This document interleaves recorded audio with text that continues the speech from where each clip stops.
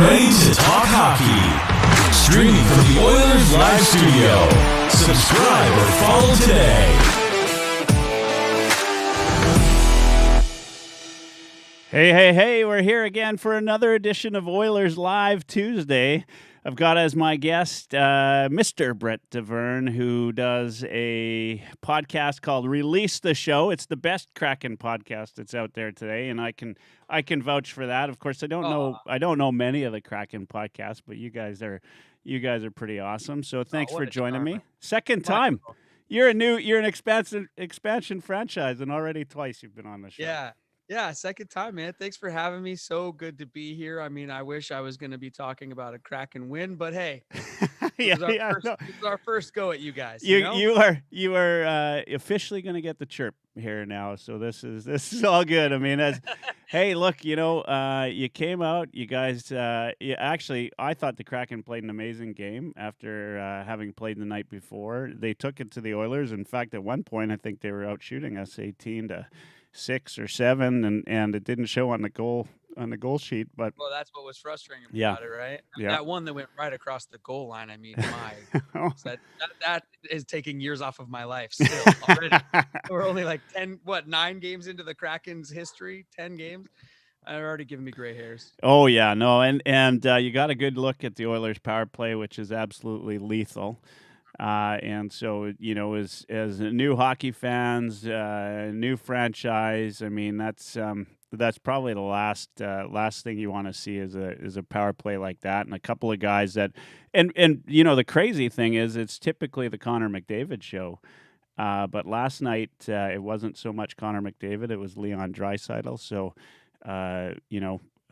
good introduction to the two-headed monster. We got to know him pretty good. Yeah. Hey, before we really get going, Michael, I got to get something out of the way here because you and I, or you and our show, really had a bet on the line for the game, and we beat you guys in the preseason. We didn't really make a bet on that, and it's preseason, so that's why. I get it. I mean, preseason doesn't count. So first regular season game, we did the bet. Now the bet was that I would have to wear, or someone from our show would have to wear, some Oilers gear on a future episode of our show, right? But I can't get Oilers gear that fast in Southern California, all right? So I have no way to really pay this off yet. But as we are men of our word on Release the Show, and since we were playing the Oilers, this is the next best thing I could think of. I have this little shot glass here, nice, and I've got some oil. It's just olive oil. I got olive oil. Yeah. And so I will do this, even though you didn't ask, Michael. I will just do this because I don't have the gear yet, but I will someday, and I want to do something anyway. And so this is for real, and it's going to be gross, and I hope I don't get it on my Grubauer jersey. Here we go. Grubauer jersey. Nice. There you go. Little shot of oil. Goes down faster than Connor McDavid. Goes down the ice. Yeah. Man, the way that the arena erupts right when he gets the puck, even if it's like a 1-on-3, is so exciting because he can do anything with it, of course. But I can't wait until we got a guy like that for us. Oh, we kind of did with Schwartz, right? That was a sweet goal. Yeah. No, Schwartz. That was outstanding. I thought. I mean, he did everything you'd want from him to do. Really. I mean, he went through 2 guys and. How's that taste? I hope that was extra virgin olive oil. Listen, you guys, I'm such a new hockey fan, and I know your listeners, Michael, you guys are well experienced with hockey and everything like that, but I'm just learning still. And I mean, I got to just say and give props to our guy like we are. Like when Schwartz grabs that puck mid ice and he's just flying, right? Like I'm like, there's no way anything's going to happen here. My man was not to be denied. I was up off the couch screaming. I mean, if that's like what's in store as a hockey fan, dude, I mean, it's just going to get better and better. You know what, you guys, I knew this right from the expansion draft, but the Kraken put together a really big team. There were some big hits out there last night, and if you like rough and tumble, that's a rough and tumble team, and I loved watching it. Did you see our guy Tanev jump into the boards all by himself? There was no one around. No, well, I probably did see it, but That guy's crazy, man. What's up with Brandon Tanev? He's got like a screw loose or something. Oh but yeah, in yeah. a There's no great doubt way. there. Hey, before we get too into it, I just want to say a couple of things because this is pretty exciting for me. This is so you notice this hat here. This is a little bit of some hockey for you. That's the Halifax Mooseheads. And today marks 1 year that I've moved to Eastern Canada, to Halifax. Arrived on a plane here a year ago today at 5:30 local time, so about 4 hours ago here. Wow. And it's been a hell of a year. It's been a great adventure, and I've really enjoyed it. The place feels like home. I love being near the water, and I still, you know what, I love Edmonton. Edmonton will always be home to me, but this is definitely as good as it gets out here. And if you're ever out here, you got to go watch a Mooseheads game. They're doing really well this year. They're sitting at 10th in overall in the QMJHL, which is the really sort of the far eastern part of the CHL, which you would know. The WHL is a peer league. They all play in the CHL, and so they're doing reasonably well this year. And just for those Oilers fans out there, the Shawinigan Cataracts is a team that the Oilers draft pick Xavier Burgo plays for, and he is lighting it up. He's 12 games into the season, and he's got 24 points, and they've only lost 2 games. So they're Our draft pick stayed in college. oh yeah, that's right. Yeah, which is good actually. I Is it? yeah, from a GM's perspective, that's where they want them to play because they're playing against men. There, they don't play a lot. Like they play a lot fewer games than they play in the CHL. But I'll tell you, I went to watch Xavier Burgo play when he was here in Halifax. This was a couple weeks ago, and he was a first-round draft pick for the Oilers. And I'll tell you, he looked bored, right? Really? And so there's an agreement between the CHL and the NHL that if a player is of that age, they're drafted, they go play in junior. They can't play in the minor pro leagues for another year. I think it's 1 year. I'll have to get some clarification on that. But they can't play there. And so Xavier Burgo is this guy that was drafted last year, in the first round, not first overall, but in the first round. And he just looks like he's sort of cut above everybody else, right? And probably, is just a half step below playing in the NHL today. And so he's playing in this league where, the peers aren't really his peers anymore.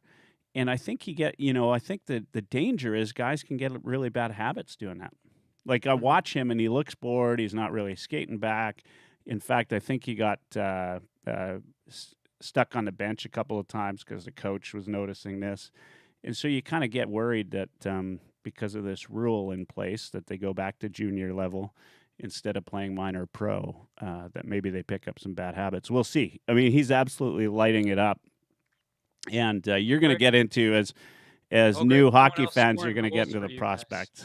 Yeah, That's what they need. More people scoring goals. More goal scorers, absolutely. All right, so you know what? We were talking off air, and I wanted to save it for on air.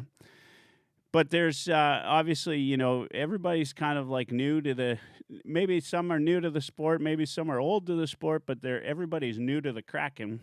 Yeah. And, some things start to happen, fans get little things. You were talking about how, it's almost as if people don't know when to cheer. I can tell you Sort of. in Calgary, that's like that all the time. They don't really know what they're doing in Calgary. Yeah, they don't know what they're doing. That's right. But I've had friends shoot movies in Calgary before. Oh, I've heard stories. all right, well, we can bash Calgary all night long on here. I love it. No, the funny thing is though, and I love making fun of Calgary because they're a big rivalry of ours. But there a couple of years back, there was a guy by the name of Jerome McGinley who happens to be from Edmonton area, but he was a Hall of Famer, played for the Calgary Flames, hell of a player, except for the Flames part. And but I went to Calgary games all the time, And every time he touched the puck, much like when you talk about McDavid flying down the ice, the crowd just kind of gets this. But Jerome McGinley could shoot the puck, and the whole crowd would go, "Oh!" Even if it was like 20 feet away, like Right. from the net. And I would just laugh at that. And maybe that's what the Oilers fans are doing when McDavid winds up. Like he's Well, fast. I mean, he's those highlight reel goals though, so you can't help but get excited. I think. Look, I was up in Seattle this last weekend, and all the boys from Release the Show, we were able to meet up in person. It's awesome. I mean, we've been planning on doing this the whole time. We've been doing our shows, but with the pandemic and all of the above. But I was able to get up there. We did a live watch party for the home opener at a bar in Fremont in Seattle, and we raised money for some homeless and unhoused charities. And so we were raffling off T-shirts and playing trivia with the crowd, and we were just having a great time. We were able to go to 2 Kraken games. We went to the Canadiens game and the Wild game, so both games where the Kraken destroyed the other team. It was so awesome. much fun.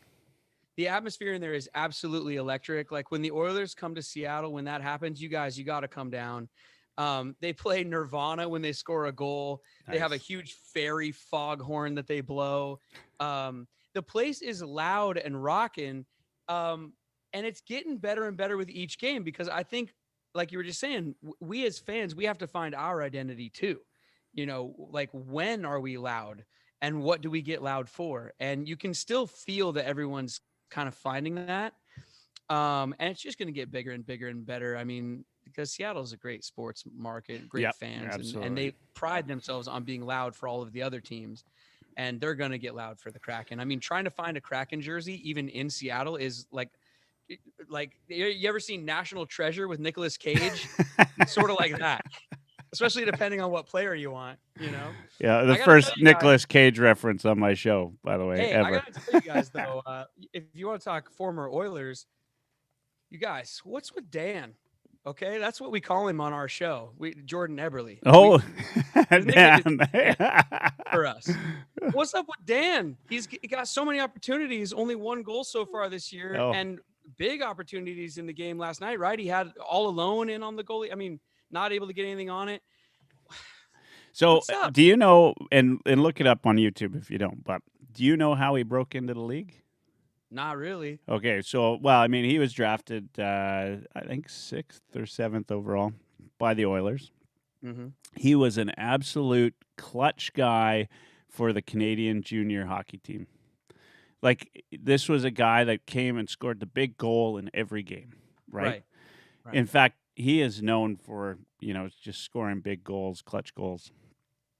And he got, to be fair, he got run out of town a little bit in Edmonton. And part of that's just the type of market Edmonton is. I mean, they'd run Connor McDavid out of town if they could, some folks. It's just, it's just really passionate fan base. And not that I necessarily agree with it, but some guys are just crazy. Yeah. Anyway, Eberle, it's a game night. It's Battle of Alberta, so Edmonton versus Calgary. And Ebbs gets a hat trick that night, and he scores 1 shorthanded goal that is like, it was the first game of the season and ended up being the goal of the year. Wow. And it was a backhand, which you saw the other night. The backhand that he scored was ridiculous. Right? With Eberle. Yeah, with Eberle or Dan. Dan. Every time I'm gonna have to watch the release of the show and check this out. I'll know who you guys are talking about. Your fans will know who you're talking about, but anybody else will be like, "What? Who the hell is Dan?" Trying to figure out who's Dan. Anyway, so he got a hat trick and he got one hell of a beauty. And as Oilers fans, this was just during our decade of darkness, kind of at the tail end of it. We thought we were going to the Cup. Like, here's the kid that would score the clutch goals for Canada, and then now he's playing for the Oilers. He was playing with a couple other good guys, and Taylor Hall and Ryan Nugent-Hopkins. Both were number 1 overall draft picks. There's a little history there, and you can look that up too. But the Oilers had like 4 number 1s in a very short period of time, and the league hates us for it, mostly because of Connor McDavid. Anyway, so he was huge. But come the playoffs, finally the Oilers get to the playoffs after this big long drought. Connor McDavid was a big part of that, no doubt, obviously. Mm-hmm. And he just didn't perform. Like he didn't, much like right now, he's, a lot of chances. He's that kind of player. I mean, he is a 40, 50 point guy every year, I'd have to look specifically at his career points, but I'm going to say he's about 40, 50 points every year. He does that. He's electric with the puck. He's a skilled player.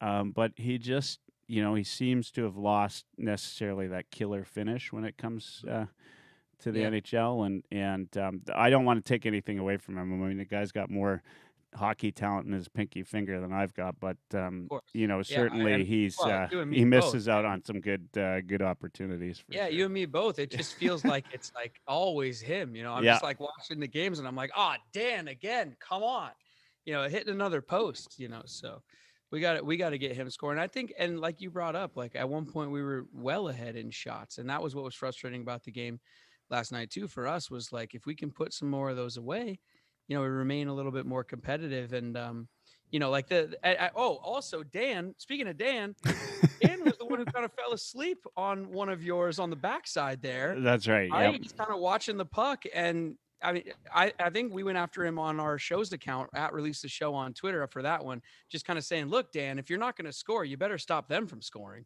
Yeah. So it was a particularly frustrating night. So who's up next for the Kraken? The Sabres. The Sabres. That's right. Yeah. Buffalo Sabres. We return home, which is weird because we just did like a 1-game road trip. Yeah. I guess it's kind of strange. But yeah, Buffalo coming up next. And we just got to get back on the winning side of things. The Canadiens game was great. Just a lot of energy from the Kraken. The Wild game was physical and super fun. We should have won that Rangers game maybe. I mean, again, just missed opportunities. But I have a lot of people telling me, hey, that's hockey. Yep. So I'm trying to get used to that. So, hopefully we can get right against Buffalo. So tell me, now, I mean, you're 10 games in. Mm-hmm. I think that's a pretty good sample. You got a player that, you got the Grubauer jersey on tonight, but you got a player that's your ace? Like in your mind, like who do you like the most?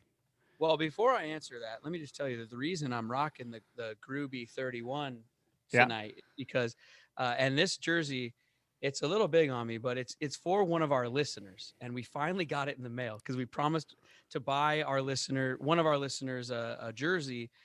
Everyone who leaves us a review or whatever on podcast apps and all that, we put everybody's name in a bowl and we drew one out. So this one's for our listener, our first ever troll also on our social media, Sergeant Pickles, who's the man. Thank you for your service, dude. And so this is his jersey. But the player that I'm really looking at right now and that I'm having a lot of fun watching is Schwartz. He's fast and he's always in there. Yeah. And I really like watching him, but I also like watching Yanni Gourde a lot. And I like his game. He seems just kind of like, speaking of fast, he's lightning fast. And he had a goal. I think it was the Canadiens game. He had one where he took it kind of coast to coast and it just finished beautifully. And he just has a real kind of style and swagger to his game that I really like. So that's my answer for now. That's awesome. How about on the back end? Like, what about tough guys? Fun, Tanev's fun, and he's actually scoring. Like he's scoring some goals. I mean, that's a pretty good clip. 6 goals in 10 games. He's feisty. On the back end, I mean, it's the big rig for me. The guy's huge, and when you go to the games live and you see him on skates, he's like 9 feet tall. And he's fun to watch. Yeah. I like him a lot. And he's laying the lumber out there. So, you got to love that. Do you remember the tidbit I told you about him? Not offhand, exactly. Okay. Well, his sister is one of Canada's most decorated Olympians. That's right. Yeah. Well, he doesn't play second fiddle in Seattle right now. Yeah. No. No. I mean, it's athletic family nonetheless. Yeah. As are a lot of these guys when they get going. That's awesome. That Schwartz goal last night was second to none. It was outstanding. Good to see him. Obviously, it annoyed us Oilers fans to no end to see a guy, cut in there and really the make back something out of what seemed like nothing. I mean, yeah, the you know, backhanded finish between yeah, the legs.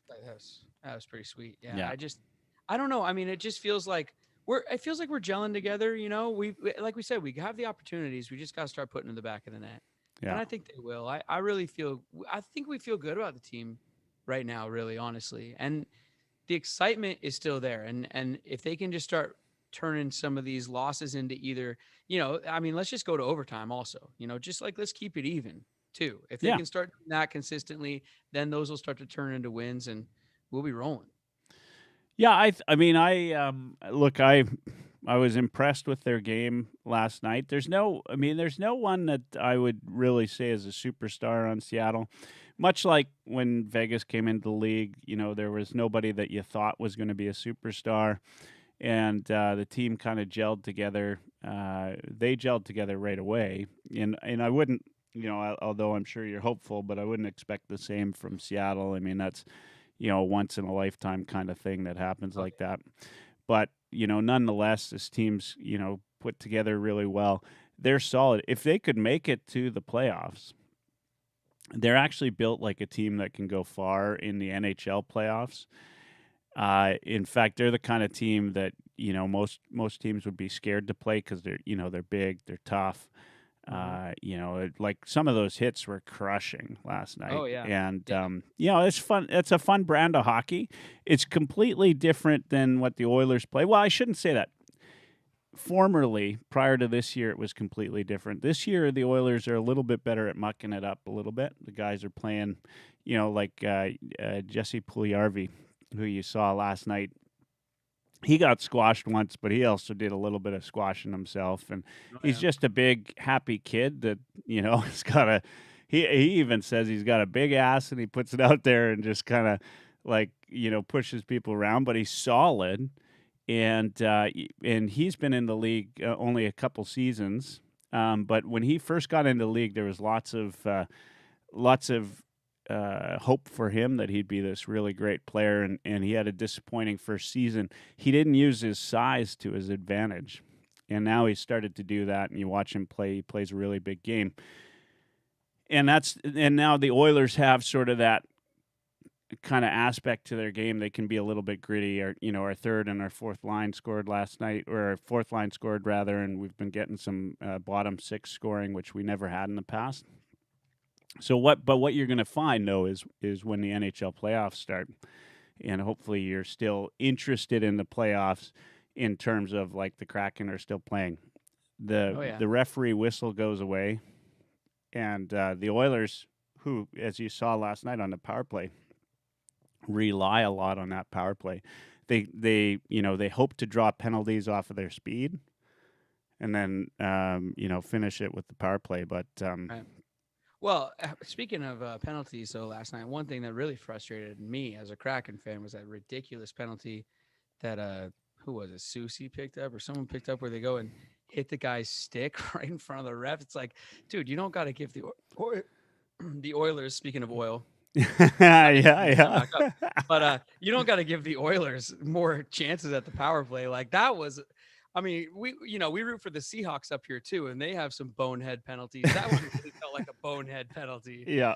to pick up, and I think you guys even scored on that power play too. So that was a frustrating one. Yeah, this power play, and I know you're not maybe watching as many Oiler games as we do out here, but the power play is at a clip that's hasn't been seen in years, right? Mm-hmm. Like the Oilers for the past 2 seasons have had this outstanding power play, best in the league, but to be at close to 50% is unheard of. Yeah. So this is, and you can see why. I mean, it's just good speed and good everything. I think, though, as I said, if you guys can make it to the playoffs, the Kraken have a good shot because the whistles seem to go away, and every year they, say, nah, it's going to be different this year. But it, in as long as I've been watching NHL, once the playoffs start, the refs don't call any penalties, and it's hurt the Oilers the last couple seasons. One of the other things that we're probably dealing with, which I'm just going to blame squarely on Las Vegas and those silly Golden Knights, is that because they did so well in their first season, we are getting everybody's best shot, especially Absolutely. Yeah. like we are not going to lose to that new team with the beautiful uniforms from Seattle. And so I can't wait until we, as this new franchise, can sort of just settle in. It's like baseball, right? Like, you face the pitcher the first time and maybe he gets the best, whatever. You come back through the second time, you've learned a few things. So I'm kind of excited for when the Kraken play every team for the second time. And we'll see what happens at that point too. So, because you know what I mean? Nobody wants to be made an example of. No, that's so true. Franchise, so true. We got kind of a target on this big S. That's right. You know what I love? I mean, we talked about it last time you were here. I do love the jerseys, and I like them more and more every time I see them. I want to see you guys do really well. Not, as I said before, I don't want to see you do so well that you oust the Oilers from anything. But look, I like the franchise. I like some of the players. I'm a big fan of Larson. He was with the Oilers. Big fan of Eberle. No matter how good you are to me, though, Brett, I will always hate Giordano. We call him Giordano here. Yeah, he's. I know. I know. Yeah. We talked about it last time. Yeah, I understand. So there will never be any love for me. He's in my sort of top 5 most hated players, and well, we and still retains Seattle, there. we like that. Back in the 90s, we had Gary Payton. He talked trash right after to Michael Jordan, and then we got Richard Sherman and Marshawn Lynch and, the Seahawks and everything. So we like a little bit of attitude up here. I know the story, so we don't have to rehash it, but we're okay having a hated player on our teams. Yeah, as most fans would be. Hey, love them. I appreciate you coming back on, Brett. You're welcome on anytime. We'll get you on again next Oilers Kraken game.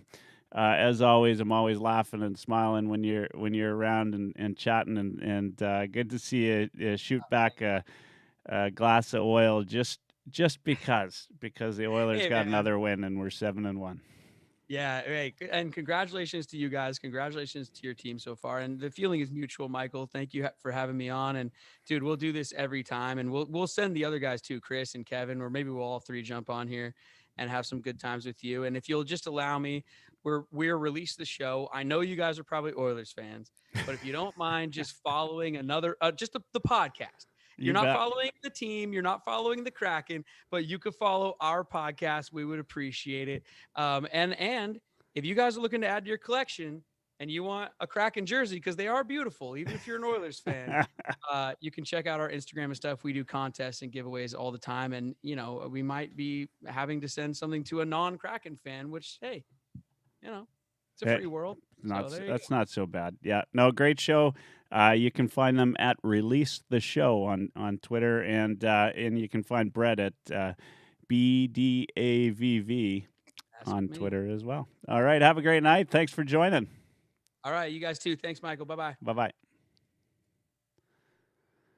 All right. That was Brett Davern from Release the Show. We've got up next Mr. Justin Bradford, who's from Penalty Box Radio, and is going to be our Predators expert tonight, I guess. And hopefully I'm not overselling him or underselling him for that matter.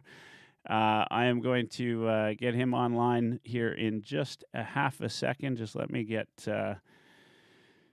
him ready, and then we'll kind of carry on. So again, a little bit of Halifax for you tonight with the Halifax Mooseheads. If you didn't catch that earlier, it's been officially 1 year since I've been out this way. So officially today, 1 year in Halifax, and they're doing great. If you like junior hockey, you like the Q. This is the team to watch right here. They're sitting 10th in overall in that division. So, all right, we've got Justin Bradford from Penalty Box Radio. Oh, I don't know what happened there, but we're going to try this again here. There we go. All right. Look at, I got you. No, there you do. I hope you didn't oversell me. Yeah. Hey, you know, when you're producing your own show, it's like anything could happen. You just don't know. Right.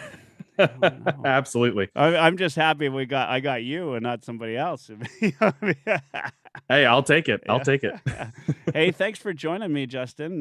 Great to have you on. And I know it's game night for you guys, and I'll just say this now because I'm not going to say it tomorrow, but we're rooting for you tonight. So you're my second favorite team tonight. All right. Well, hey, I think the Predators will take that. I know they're playing a pretty hot team. That's for sure. So, and I'm sure Edmonton can take anything they can give. It's going to help them in the division, right? Exactly. Yeah. And Calgary is on a tear, which pains me to no end. Markstrom's been playing, absolutely outstanding. It's funny how Sutter, and you've been around long enough. I mean, Sutter just seems to land on these like all-star goalies. And he coaches a defensive style that seems to work well for them. Man, I mean, you're going to be in tough tonight. And the Predators are not always known for their high octane offense. Yeah, that's definitely the truth there too. It's been a little interesting this season so far. It's definitely going to be a streaky year, so it really depends on which offense shows up for the Predators tonight. Yeah, isn't that always the case, right? I mean, it's, so I want to start. Let's talk about the Predators because there's all this. I guess every year, right? You get these. The Predators were, hopefuls for going to the Stanley Cup. And it just kind of never came to fruition, right? Like, in fact, I mean, they never even got all the way, right? Like, and yet there were teams that, look, I would say a lot of pundits would have said we're going to be there, guaranteed, and they just never got there. Some good players have come and gone through Nashville. Nashville's, in my mind, they're still a bit of a young franchise, right? I mean, what's going on there? I mean, is this the process of a rebuilding? Is a rebuild never happening, and they're going to carry on? What's going on in Nashville? Yeah, so I guess some backstory then, just for your viewers and everything too. With Nashville, it's been very curious. I mean, since their run to the Stanley Cup Final in 2017, where they lost in 6 to the Penguins, the expectations completely changed for the franchise. I mean, the fan base went from "Hey, we made the playoffs" to "Hey, we expect a cup," instantly. I mean, it was one of those instantaneous expectation switches, which is one of those things that's different. I mean, you think now, especially ever since McDavid came and Draisaitl came there, the expectations just completely rise just because of the players, right? Yeah. But the Predators, it was one of those things they had to show that they can make it and tease the fans with what it was like to make a deep run before the expectation was Stanley Cup. Before is, yay, playoffs. This is really fun. Man, can you imagine what it'd be like if we made the Stanley Cup kind of thing? And so it changed everything, especially because they did it as an 8th seed. No one picked them. None of the pundits picked them. They ended up sweeping the Blackhawks, and is what forced the Blackhawks to change the way they were going in terms of their roster. I mean, it changed the Blackhawks. And after that year, the Predators followed up that year with a President's Trophy run. I mean, so it was one of those things where it wasn't like it was a fluke year. It was, oh, this team's actually clicking and they're good. And then they ended up meeting the Winnipeg Jets in the second round, the 1 and 2 teams in the league, and they lost to the Jets. And that was the downhill turn. So the top of the bell curve was making the final as an 8th seed. And then the expectations were still there. Okay, the team went to David Poile, the general manager, and said, look, we really like this team. Let's keep it together. And so that was big for the players to say, hey, let's keep the team together. Poile acknowledged, the players acknowledged they want to stay together and have one more chance. So they got one more chance. And then they lost again early in the playoffs the next season. And it has continued the downhill spiral from those expectations just being completely raised to where they're at now, which is in denial. It's where they're at right now. That's really what it is, because at the end of last season, which they made the playoffs, it was a weird season. So it's really tough to count that when you have a division like that, and they lost to the Carolina Hurricanes after a tremendous run. They made a really good run at the end with goaltender Justus Saros, basically stepping into the starter's role. And you just had a team that was pushing so hard to make those playoffs. And then they met the Carolina Hurricanes, and well, we saw what happened there. Yeah. So after that, David Poile said, well, we're going to call it a competitive rebuild. It's like, what the heck is a competitive rebuild? What do you just choose what you're going to do or not? And so they said, okay, we're going to have a youth movement here, which they said they were going to do last season. And the only reason they had some youth play was because of injuries. And this time they really meant it. So trade off Victor Arvidsson to LA Kings. It trade off Ryan Ellis to the Philadelphia Flyers and bring in some youth in return. You open up roster spots for Philip Tomasino and Eeli Tolvanen, and you see what you have. They went from being instantly one of the oldest teams, I think they were the second or third oldest last season, to like the fourth youngest this season, somewhere around there. It's a big switch. And it's one of those things that I still wish they would have fully embraced a rebuild, because when you fully embrace a rebuild, it's difficult for fans because you were not going to sell as many tickets. But for the sake of the franchise, it means, okay, give the young guys a really good opportunity. And if they stink, they stink, but at least they're learning a lot. And hopefully you get a good draft pick. They still can't embrace that yet. And that's going to hurt them in the long run, because they're still going to end up picking around 9 or 10. They'll miss the playoffs. And you're even in a deep draft, it's like, oh yeah, you're going to get a good player, but you're not going to get a generational player, which in these upcoming drafts, there's opportunities for generational talent. And that's been the problem throughout the whole franchise history. It's still a young franchise. I mean, 1998, but they've never been god awful enough to get a really good pick aside from Seth Jones. And even then, Seth Jones wasn't what they needed. They needed Barkov.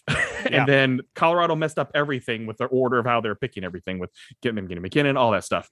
So they've never been awful enough. They've had decent picks, but never generational talent. So a long story there to lead up to where they are at now, which is they have some youth playing, but it's still not fully embracing it. And now they're going to tease a lot of fans by putting together a win streak of 3, which they have. And then they're probably going to put together a losing streak of 3 or 4. It's going to be streaky when you have a lot of young players. That's where they're at right now, not embracing the rebuild when they really should, I believe, for the sake of the franchise in the long run. But it's going to be an up and down year. And I think it's going to frustrate people because you just don't know the identity of this team overall yet.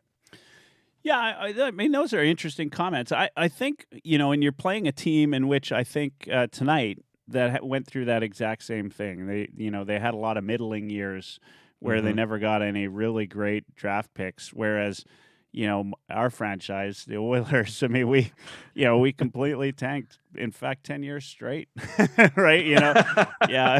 But that was kind of like a rebuild by accident. And right. there was no intentional, it's just this, you're rebuilding only because that's the way, that's the way it's going to happen.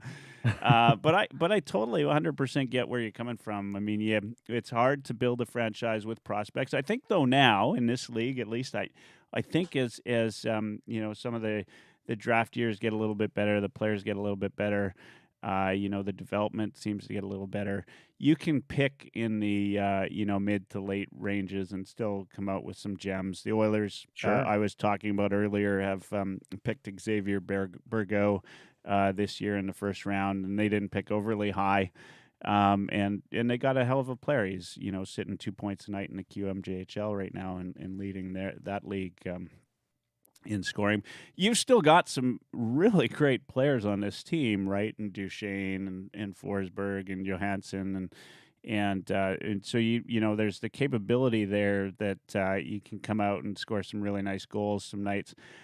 Guy I'm most interested in right now, of course, former Oiler Matt Benning. What are your thoughts so far this year on him? So it's been interesting, the Matt Benning and Mark Borowiecki story. Those are the two defensemen that were signed in the same offseason leading in to things. And what's been curious about this is that we look at how the Predators are carrying 8 defensemen right now. And it's been basically a switch almost every other game, maybe sometimes 2 in a row, to where it's been Benning and Borowiecki, or Philippe Myers and Ben Harper for some odd freaking reason. And it's been curious to me because for me, just looking at things and overall, I want to see Benning in there because of his mobility, but I'd like to see him out there with a Philippe Myers, not Ben Harper.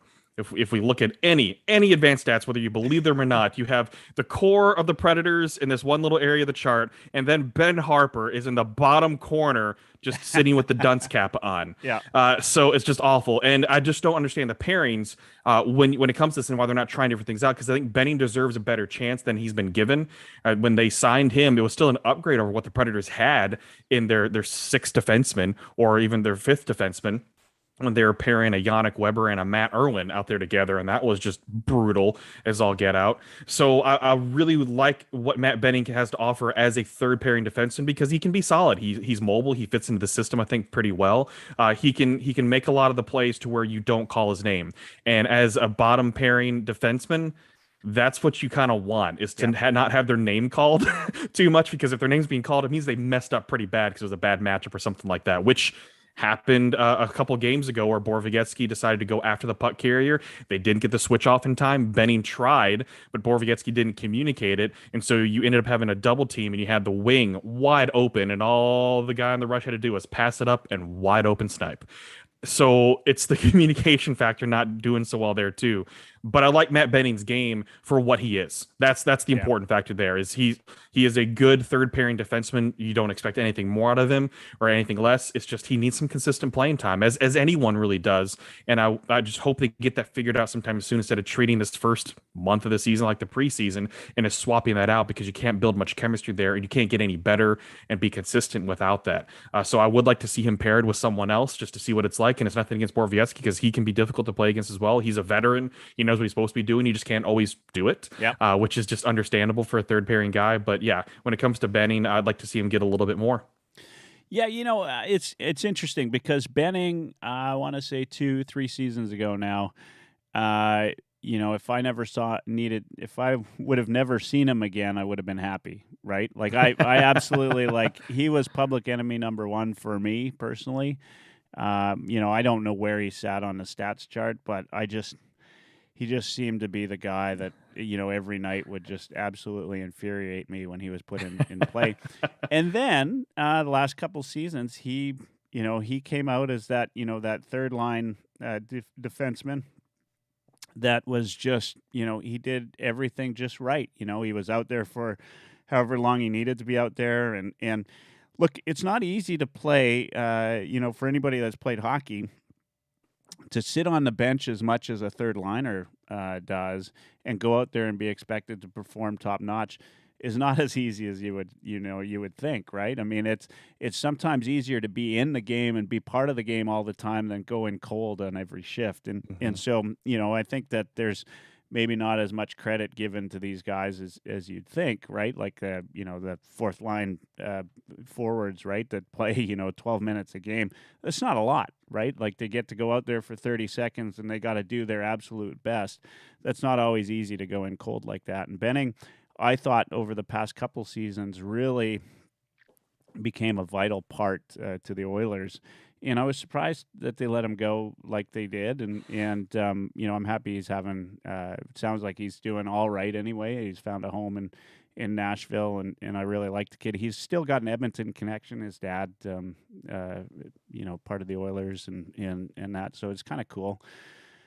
Okay, let's talk about, your big D pair there, Yossi and Fabro. Yossi's got a pretty damn big contract, right? Yeah. I'm always curious when I see that. I mean, obviously, I don't watch as many Predators games as you do. Is he worth that? Like, how's he played in terms of, is he the guy? Because we're going to see a lot of him, tomorrow night when he plays, probably be lined up against Connor and that line, and maybe even against Draisaitl on that line. Is he worth the $9 million that he's going to get for the next, 5-6 years? Yeah, without a doubt, yes. He is the heart of the team right now. He is the untouchable of this team. He's the one that produces, and he's the one that can put the team on his back. He's the only elite player on this team. Nice. He truly is in terms of production. And he's a Norris Trophy winner for good reason, and he probably should have been in the top 3 more times than what he was, but he sometimes was living in the shadow of like a Shea Weber, or even having to compete against his own teammate Ryan Ellis at one point and splitting some votes. But Roman Yossi is 100% worth it, especially when you see some of the contracts that some players younger than him are getting, which is more that he's, I think now not even the top 5 defenseman. Which is crazy when you think about what his cap hit is, that more and more money is going to defensemen, especially when a team finds an elite defenseman that is a puck mover that can provide some offense as well and actually help carry a team. Roman Yossi does that. There have been multiple times when Roman Yossi will legitimately be putting the team on his back, make the right moves, go coast to coast and score. And it's just a stone-faced look. That's one. Yeah. Go get another one kind of thing. He is one of those, I think, lead by example types more than anything else. I think he might That's have Predators hockey, though, right? Like it is. It truly is. Yeah, it is. And I think that you take that from the Shea Weber angle of things, where it's lead by example. Even though he's been vocal before, just not in front of a camera. Yeah. But it's more of a lead by example type of thing. And Yossi does it with his style of play. And I asked him a question after he won the Norris Trophy on if he felt like he was early in that new generation of NHL defensemen. And he's like, "Oh, no, about early." He's like, "Well, you have other guys like Miro Heiskanen and Cale Makar and stuff like that." He goes, "Okay." I mean, he kind of admitted it. He was, when you think of his age now and where others are at, he helped pave the way for what's going on right now. And you've had multiple defensemen that in the NHL where they kind of helped pave the way. I'm not saying he's the only one, but he was definitely one of those defensemen where you saw the change in the late 2000s, early 2010s, where if they wanted defensemen to be more involved in the offense. And what helped him develop was when Phil Housley was an assistant coach with the Predators. Yeah. And it was perfect timing for Phil Housley to be on the bench with the Preds when Roman Josi was coming up, because you knew his style of play. Phil Housley helped hone that in and help make him what he became, which is a very mobile, solid puck-moving defenseman that can also be responsible in his own zone. He doesn't get called for cross checks as much as he probably should. When he's trying to protect the goaltender, which happens with every defenseman, right? Yep. But he's 100% worth what he's getting paid, because he is the heart and soul of the team right now. He is the leader. He definitely has the respect. And like I said, he's the only elite player this franchise has right now. Philip Forsberg has touched that potential, but he just hasn't gotten over that edge to have the consistency that Roman Josi does in terms of production. And I mean, Roman Josi is off to a tear to start the season. He's the points leader for this team, 9 points in 8 games, 3 goals, 6 assists. I mean, he's contributing on both sides of offense. He's contributing on the power play. He's obviously a workhorse when it comes to anything special teams as well. That's what you want out of your captain, is to be a complete workhorse for you, but one that's also going to put a lot of work in and help your team win. And he can be a difference maker, where one of his goals could be the make or break of whether this team does make the playoffs or not, and they get 2 points. I mean, he helped win the shootout the other afternoon against the Islanders. I mean, he is counted on in every single situation this team could be put in. It's funny, and I'll probably offend every one of my Oilers fans watching right now, but that's the kind of guy that, for a long time, we talk about probably should win the Hart Trophy, right? Like, those are the kind of guys that, look, I'm not I'm not going to complain about Connor McDavid winning over Leon Draisaitl. I mean, he is clearly. It's just that the Hart Trophy is such it's oddly named trophy, being the most valuable player to their franchise. I mean, when you have a team with Draisaitl and you have a team with McDavid, who's to argue which player? They're both leading the league in points right now.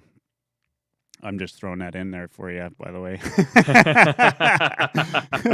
But they, I mean, it's hard to say. And you get a guy like Yossi, right, who does it all on both, as you said, on both sides. Curious, starting tonight, Saros? Yes, yeah, Saros starting tonight. So I would assume. I mean, they're still trying to get David Riddick back in the mix after coming off of COVID protocol and everything. So I'm not sure with the back-to-back, there's no doubt it's going to be a different goaltender against the Oilers. Well, tomorrow. You say that, but we brought up Skinner, who's our minor league goalie, when Smith has been out, and Koskinen's played back-to-back. He's played every game. Expect him to play tomorrow, unless if Smith is back. If Smith's back, he'll be in net, but. You got to look at this. Obviously, Saros is going to play tonight. If they put in Ingram, I mean, is that a scheduled loss, right? Like, is that, No, I mean, Ingram looked good in his debut. And Ingram is one of those guys that David Poyle even recognized when he was on 102.5 The Game on my station here in Nashville, when asked about it, that Connor Ingram, for those that don't know, he entered player help last year for addiction, is what we're pretty sure of. And so he dealt with that all last season, and he was basically scoped to be the backup this upcoming season. He was doing stellar, and so glad that he sought the help that he needed, because he seems fully refreshed. That's awesome. Brand new person, great mentally, which is what you want to see out of players that go into that program, player assistance program.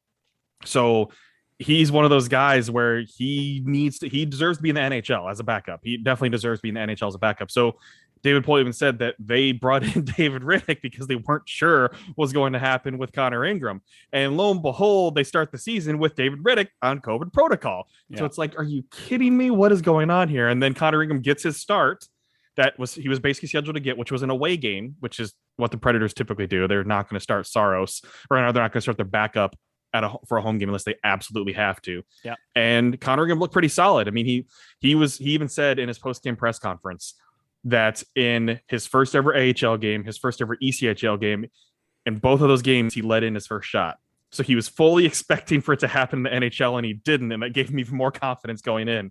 But Connor Ingram's a character. He has a great personality. He has a great head on his shoulders. He seems to be in a very good place. So I honestly don't know who would be against Edmonton because Riddick's been skating. He seems like he's getting better, but I don't know if they want to rush him back into things. But currently the Preds that have 3 goaltenders they've been practicing with, but Riddick's been spending some extra time out there on the ice. So at this moment in time, I would say Ingram. And then later on in this road trip, they'll make the switch over to Riddick to see what he has. But the Predators actually have some tough decisions to make because if Ingram's looking solid, then why not keep him up here? Because he's going to have to go through waivers again if they send him back down to Milwaukee, who's struggling right now without him.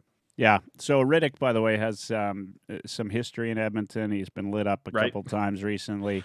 I think it would be a bad move, although a welcome move by the Predators if they put him in.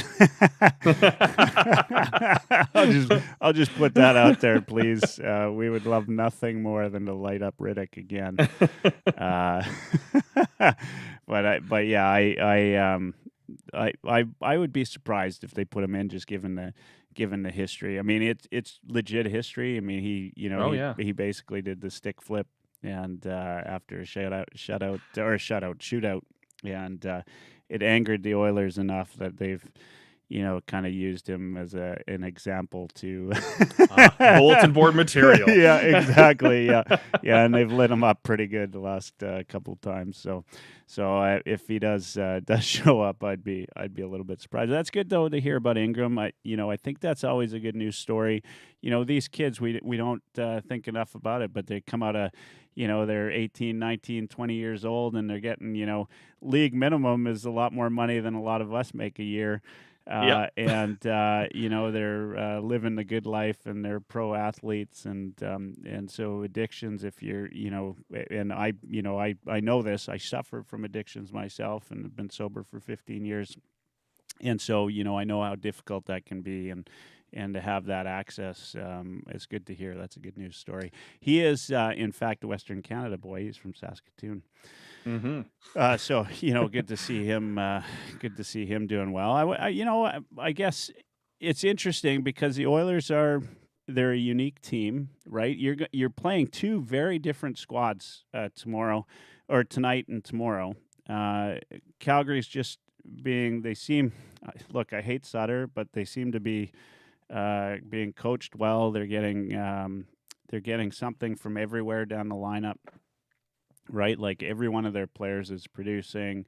Goaltending, they've won 2 back-to-back 4-0 games, right? Which is pretty remarkable in itself, especially given that it seems like, and I haven't checked the numbers, but it seems like scoring's up this year.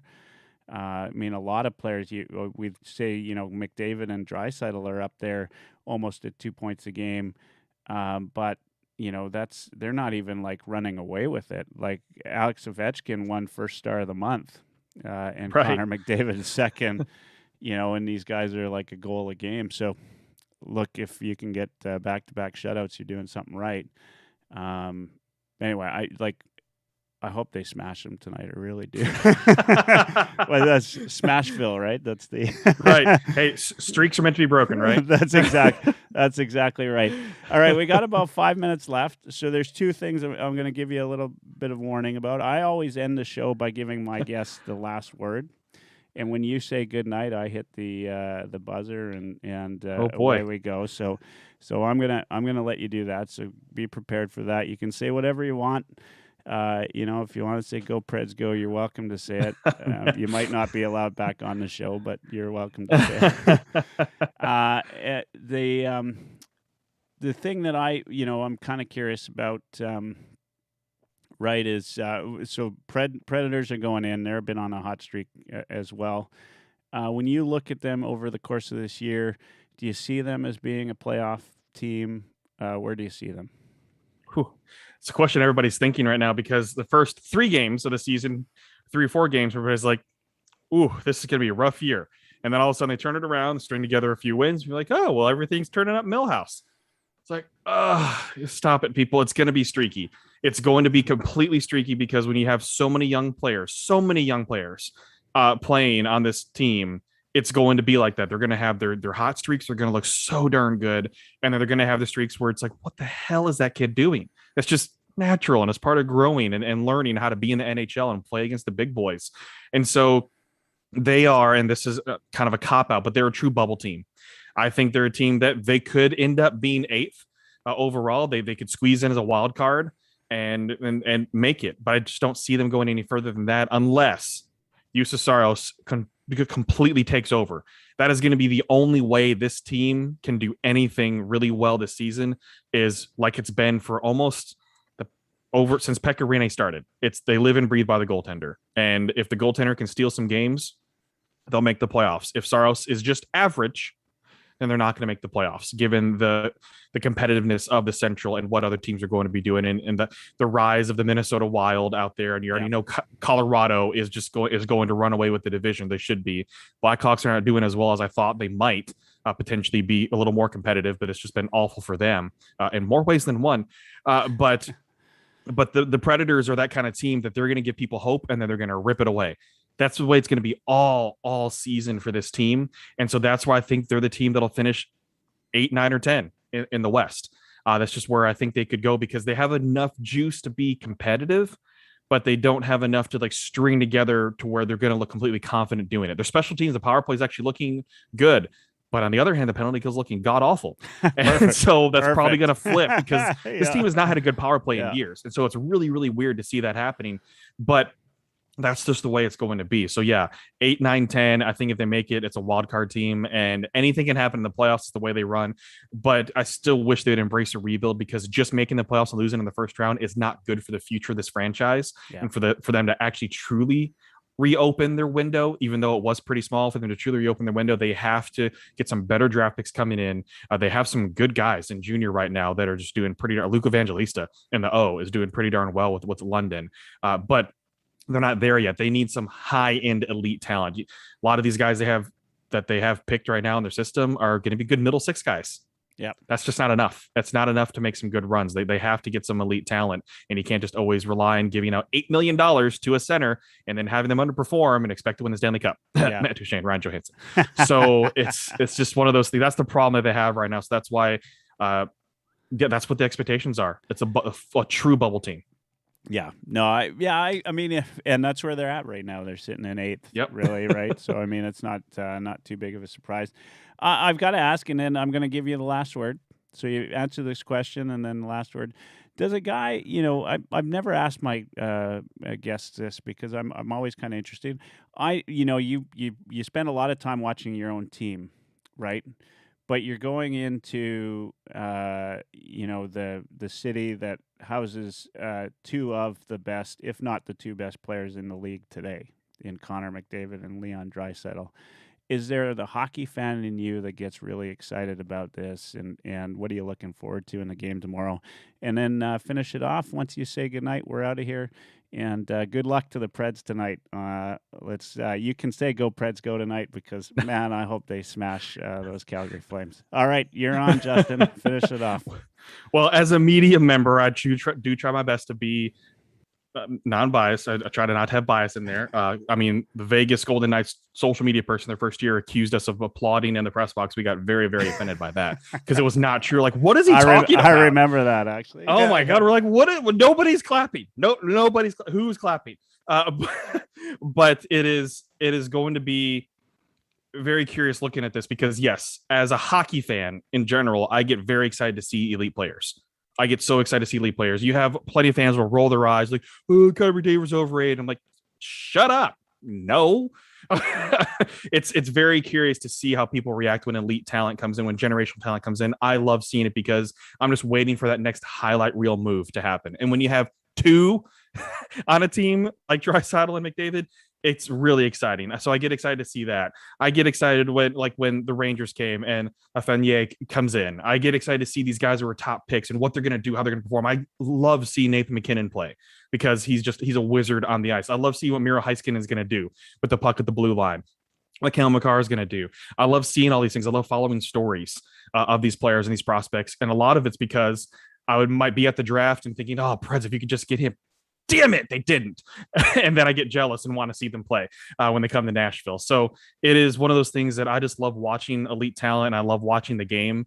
And so that's why I'm so excited that it's back to a normal schedule, aside from the Olympic break, where it's compressing everything with back-to-backs. But I love how it's more back to a normal schedule where we get to see all the teams again. It's been really weird to go so long without seeing all these other teams and seeing all this talent when it was just stuck with playing most Eastern time zone teams for a whole season or half a season, 2/3 of a season, whatever it was. And so that's what everybody's been excited about, is seeing new faces, because everybody got really sick of seeing the Carolina Hurricanes. I've seen the Tampa Bay Lightning.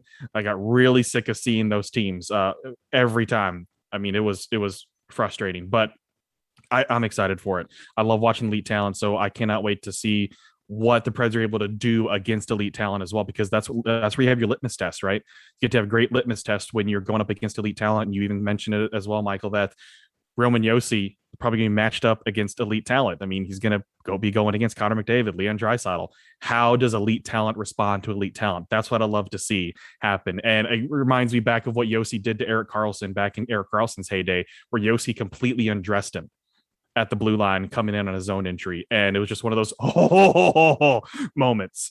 You love to see those types of things. Even if you're a fan of a team, it's still one of the things you remember because it just means so much more. And you remember those moments like that, because you should always soak in any moment you have to be able to watch elite talent play this sport, because you just don't know how long the career is going to last. So savor that moment. And that's what I try to do when it comes to that.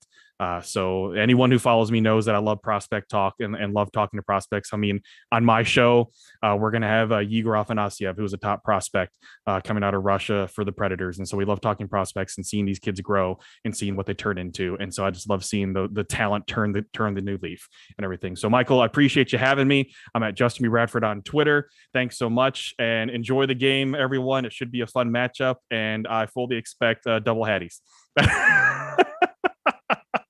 Thanks, Michael. Appreciate it. Bye. Good night.